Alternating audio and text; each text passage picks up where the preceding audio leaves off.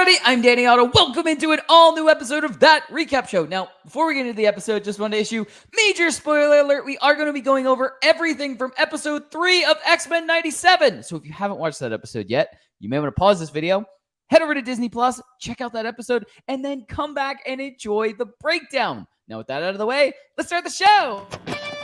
Poppin' Off presents That Recap Show.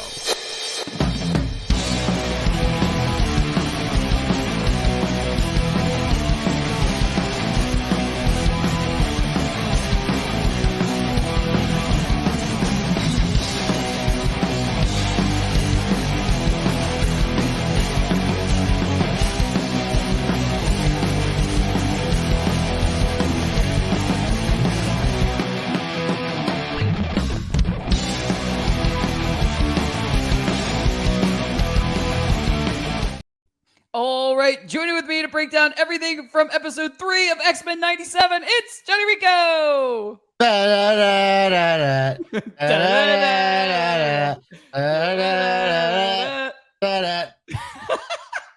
So good. This plays over in my head too. You're not filling anyone in. They don't know that you're listening to music while we're recording it. I'm just saying it's in my head all the time. How could it not be? It's so good. Anyway, episode 3. I can give you my instant reaction immediately for this episode. Oh shit, Mr. Sinister! Like I said it out loud as soon as it happened. It had happened, and I said it out loud. It was real cool. I was like, oh my god, I can't believe we're getting this right now, right here, right now. Yeah. Absolutely solid episode. There's more that I want to kind of dig into in takeaways and predictions and stuff like that. But the best part about this that I could say with like by glossing over, not getting really into the episode yet, is that I love that we immediately get right back into what we left off on, type of thing. So yeah, there's no time wasted. It's not like, oh, it's been a few days, everyone got settled together, and now there's just two genes. Like, you know what I mean? Like we just like instantly right back into things, and we kind of as everything's unfolding, type of thing, and we get rushed right back into it. But Rico, what were some of your instant reactions for episode 3? Yeah, I really love that we're picking up where things leave off the episode prior, just like we did in the second episode from the first, right? So it's not like we're not getting these bottle episodes that just begin and end, and then we're just moving on to the next story. They're great singular stories on their own, but they also play into what happened before them as well, and then they also set up what's going to happen next, which is awesome, very awesome. But yeah, there's a lot to love in this episode, especially like the middle half of it. I would say really picks up. But one of the things that I've really loved throughout the series so far is Morph is like an underrated gem. I feel like he's always like coming in with the humor and the one-liners and stuff like that. But he is the ultimate troll, like to no end. Like, and he's not pulling any punches too. Like he's going after people like right at their hearts. So literally, like in the first episode, he's mocking Wolverine over like being jealous of Jean and Cyclops, and and then we saw like at the end of the second episode the way he kind of like the playful nature relationship of him and Wolverine is kind of fun to watch throughout all 3 episodes, and it gets really interesting in this episode for sure, a particular shower scene. But yeah, I just kind of love that. I love the way he trolls Gambit in this. Yeah, I was gonna bring that one up. Danger room. Yeah, that was the other thing. It's just Let's see who's up next. Looks like Magneto and Rogue have the danger room next. like I would just keep sitting about like, oh, Magneto Rogue. Yeah, he is just like a constant source of laughter for me in this entire series, and I love it. And so yeah, I want to see more for sure. Yeah, absolutely. It's fun that we can have like these. It's so cool that we actually have a cartoon and the characters all have their own kind of personality traits and their own things. It makes them feel less like a cartoon. Like you can really appreciate. Like I was talking to somebody about this series and just saying like, no, you got to understand, if you ever watched this as a kid, like it's perfect. Like it comes back in, and you feel like you're watching the original series all over again. But they were like, I don't know if I can get into the cartoon thing. And I was like, no, you don't. Like at a certain point, like if they can really develop characters and make these characters feel real, it feels less like a cartoon and more like, fantastical things are happening, but like it feels like it could be more live action when you have real personalities and real personality traits for these characters, which is, one of the many things that you can have with Morph, and with Morph kind of, teasing Gambit and digging in on Logan and stuff about Jean and Cyclops and stuff like that. Like it just adds to a well-rounded character and makes them feel real. Oh, absolutely. So it's just really cool that a series can do that. Like a cartoon series can do that, I guess. And it's kind of the way I feel about Bad Batch too, is where it kind of, it really does. And I know we have a lot of characters in that series that were introduced in live action also, so we can kind of go back and forth.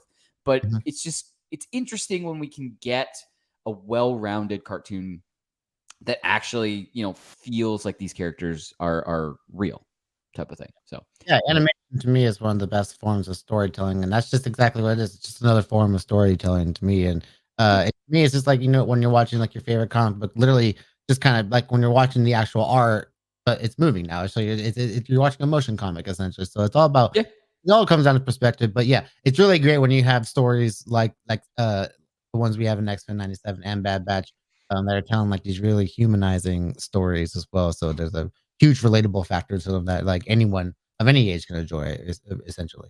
Yeah, absolutely. You want to get to some big takeaways? Let's do it. Awesome. All right. Why don't you kick off big takeaways? Okay, so there's a couple things in this episode that I kind of not like straight up predicted, but I kind of like hinted at something that we could possibly see in the future. And one of the first things is like we kind of got some resolution as to who Cable's actual mother is, because this whole episode dealt with the two genes and finding out that one was a clone made by Mr. Sinister, which was just extremely dark in its own right, and and just kind of seeing everything that happens on in the episode there is just completely wild. But it ultimately ends with the clone gene teaming up with Cyclops to help get the baby back from Sinister, right? So everything happens there, and then she goes off on her own, and she decides she needs to have her own identity. And she's like, okay, you can call me Madeline Pryor now. Like she's decided on her new name, and she doesn't want to live with the X-Men. She wants to go do her own thing on her own journey, which is definitely understandable. She doesn't want to have this similar life to Jean, just being treated like a Jean clone, basically. But on top of that as well, we kind of get a little bit more of a glimpse into what makes Cable into Cable later on in his life, because the result of everything that happens is that he gets this techno-organic virus that basically can't be cured by anywhere but in the future, and that's where Bishop takes him at the end. And so we kind of get like a little bit of a glimpse of what will eventually become the Cable that we know and love, of course, with the cybernetic arm and stuff like that. So we won't necessarily probably see like the procedure that happens that heals Cable, unless we get like a little like flashback to it. But we're gonna see Cable again probably in the future for sure. Yeah, definitely. Really excited. And I was excited when you were kind of saying like, that's baby Cable. I think we're gonna get that. And I was like, well, Nathan. Oh, okay. But yeah, kind of just like what you glossed over is what my biggest takeaway from this episode was. Tried to leave out as much as I could. This episode, the majority middle section, pure nightmare fuel. Like just fantastic stuff. People melting into each other, the TV, people coming out of the TV, like it almost looked like, you remember the Rick and Morty episode where they accidentally spray the hormones on people, it turns them all into monsters. It almost started looking like that for a little while. But, very Dante's Inferno. The name of the clip that they keep marketing is called the Dante's Inferno clip. So I'm like, hey, they're doing some real crazy stuff here. Absolutely terrifying. And I love the fight between the Goblin Queen and Magneto specifically, where she breaks off all the window shards and stuff. And he's got to use the electromagnetic field just to protect himself. Like, They're doing some amazing stuff with the animation, the action sequences so far, but this one just went straight up trippy, and I loved it. Yeah. I mean, it was just one. Everybody was like encountering their like a form of their worst nightmare, and yeah, it was just all kinds of creepy and in the best way possible, just like nightmares. It really makes me look forward to seeing characters, like even villainous characters like a Goblin King or a Goblin Queen or something like that, or just other magic based characters like even Jean, uh, interacting with characters like Doctor Strange and like the actual MCU when we actually bring in like the live Yeah. action versions and like all the crazy shit that we could see happen and stuff like that. So we've already seen what they can do visually with Doctor Strange. Is probably what happens when you have those things like combining, like they did with Scarlet Witch already with Multiverse of Madness, but you could definitely up that scale tenfold. Yeah, absolutely. I can't wait for that. I can't wait to see our MCU X-Men in like live action and stuff like that. Mhm. But this is just Sierra. yeah, this is giving us like the Yeah. not only nostalgia, but this is giving us like ways to kind of tie other things to it. This and Deadpool are definitely like our big appetizers in the gateways, I would say, or is probably just letting like, hey, get ready. Here comes the main course. Right. You want to get to some predictions? Yep. Awesome. All right. I'm going to give up predictions. And I guess it's not really a prediction. It's just like I know I did this last recap video, and it's where I have questions.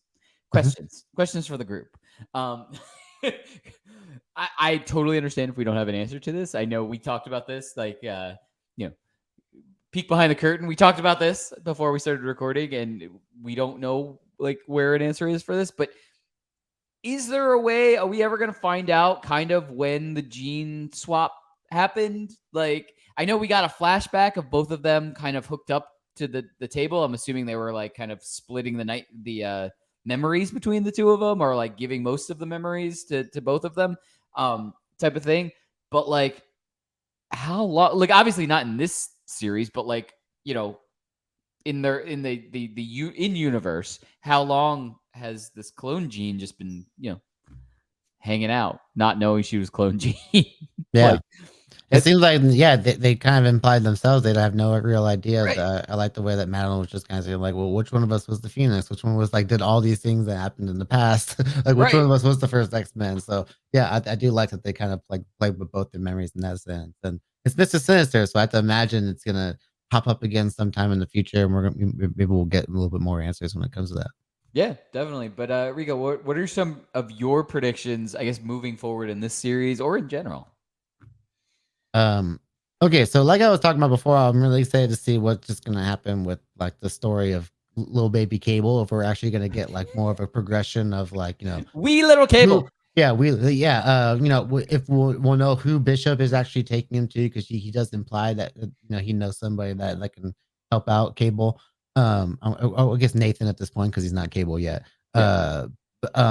Yeah, so I'm interested to see there. But at the end of the episode, we're kind of left with another great little cliffhanger or setup for the next episode. I would think.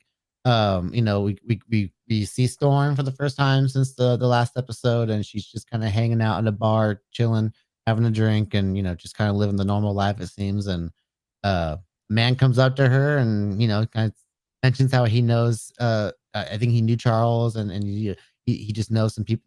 They have mutual friends, and so he comes up and my name's Forge, and we're gonna help you get what you lost, basically get back what you lost. And that's just a great setup for just like the possible relationship between Storm and Forge because they do have a relationship in other source material. So that's a possible like storyline they can go, and yeah, and it's just a great way to introduce Forge into the series. He's a mutant with a really he's basically a master inventor. Like he's got this technical ability to just kind of use any kind of basically like a master of any kind of technology, and he can basically just make anything he wants. So it'll be really cool to see what he whips up to be able to help out Storm and her issue right now. Yeah, and I mean, I'm with you. I was already talking about this. Last recap video. I there's no way we're benching Storm in Yeah. the beginning and never seeing her again. So I'm excited for this quest of her like getting her abilities back and whatever leads to that. I'm hoping that, we get to see that. It's not just like all of a sudden, hooray, Storm's back. Like, you know what I mean? Like, I'm hoping we see her journey of this and now her and Forge together doing that. I'm really excited, for what we're going to get next, I guess. Like, seeing kind of that journey is really awesome. But as we always say, that's what we think. Let us know in the comments below. What are you most excited for to see in this series moving forward? Because we're pretty much getting this is like a victory lap. I feel like we're kind of getting everything we want. We didn't think we were going to see, the origins of Cable this soon, Mr. Sinister this soon, Cable going to or Nathan/Cable going to the future this soon. Like, anything's on the table as far as what we could potentially be getting next episode. So yeah, let us know in the comments below. What are you most looking forward to hopefully seeing, or what mutant are you hoping to kind of see, whether it be a cameo or just someone that's going to interact with the team moving forward? And as always, don't forget, like, subscribe, and turn on notification to hear about all of our latest audio and video podcast releases. Bye, everybody! Popping Off presents That Recap Show.